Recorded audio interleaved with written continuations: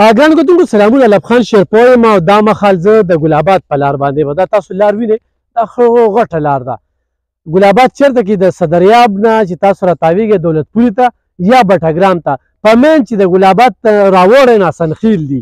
اسنخیل او ګوټپیر کې په دې سړک چې په ګوټپیر کې تاویږي نو ګاڼۍ ده، او هغه ګاڼۍ باندې په لار چې لږ رامخې ته شي نو مخامخ چې کوم دی نو پټي دي، او دلته کې دا 6.5 جریبه ځمکه ده.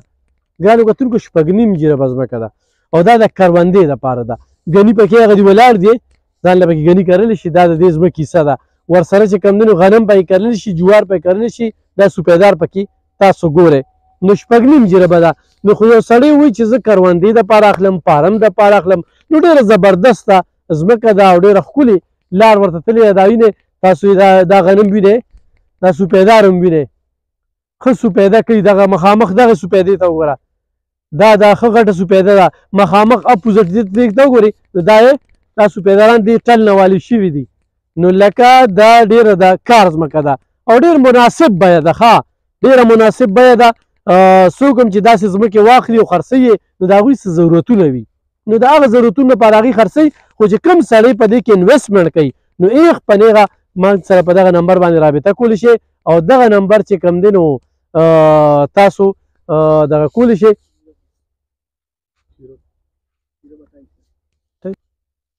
نو په 13 لکه باندې به تاسو جریب چېرته نه یې کتلی. ښه او په دې وخت کې په 13 لکه باندې جریب، او بیا هم پکې رعایت شته، دغه پکې شته چې سړي کي نو ټول په یو ځای باندې اخلي، نو ګنجایش پکې شته دی. نو بالکل تاسو راتلی شئ. مخامخ چې کوم دی نو دا لار ده، دې خوا مثلا تاسو وینئ چې دا ګني دي او دومره فاصله نه ده، او مخامخ چې کوم دی دې سوپیدارانو نه خواته مین سړک ښکاري. ښه د دې سوپیدارانو نه اخواته مین سړک ښکاري. خو یو سړی وایي چې زه په دې کې 6.5 جریبه ده او په دې کې کالوني جوړوم، نو کالوني هم پکې جوړولی شي. خو د کروندې دپاره ډېره بهترینه ځمکه ده چې هغې کې تاسو ګني وکرئ، تاسو پکې جوار وکرئ، تاسو پکې سوپیده وکرئ، اوبه ورته ښه ډېرې دي، لښتي ورته دا اړخ نه شته، والي دي ورته، نو ډېره زبردسته ده. نو ګرانو کتونکو د دې سوپیدارانو نه اخواته مین سړک دی، او په مین سړک باندې ماته ښه کولو ګاډي ښکاري. خو دا ټیم چې ماښامې دي، تیاره ده، او په دې شیشه کې چې کوم دی نو تاسو ته به د دې سوپیداران نه خواتئ، خو هغه ځای کې رڼا پکې ښکاري. نو دومره لرې نه ده.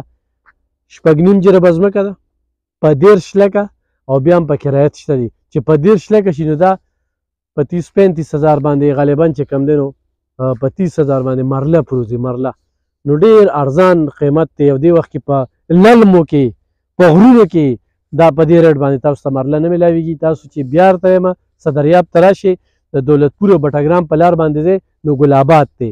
ګل آباد نه چې راوړئ نو اسنخیل دي، او په اسنخیل کوم ځای کې دي چې تاسو یو ګوټپیر دی، هغه ډېر یو ټرن دی، هغې ته مخامخ ګاڼۍ ده، ګاڼۍ ته مخامخ لار ده. په هغه لار چې لږ مخکې شي سوپیدارانو ټل به راشي، د ټل نه چې راوړئ تاسو ته به دغه ځمکه په نظر راشي. 6.5 جریبه ده. ایغ په نیغه موږ سره رابطه وکړئ.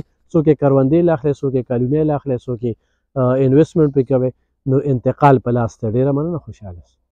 کتونکو دلته خو مونږ خبرې وکړې، خو بیا هم مونږ غوښتل چې د ستاسو د ښودو دپاره دا ما تاسو ته ګوټپیر یادو، دا ما تاسو ته دا ګاڼۍ یادولې، دا مخامخ ګاڼۍ دی.